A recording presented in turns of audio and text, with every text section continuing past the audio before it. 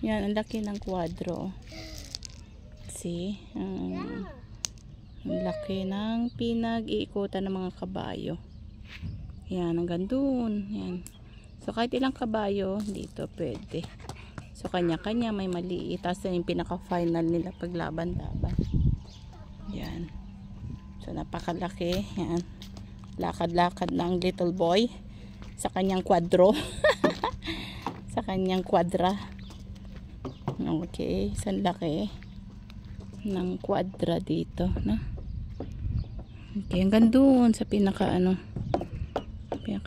niya. Ganda siya. Malungkot lang dito pag di ka sanay. Lalo pag mainit. Summer, grabe dito. Pero maganda yung location. Mataas kasi dito. Tsaka malayo sa Kabihasnan.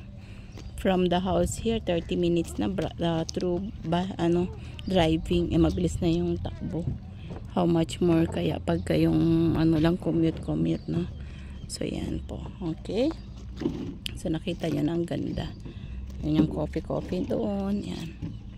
Maganda magtambay. Magandang Okay. So muli, shalom po and God bless. Bye for now.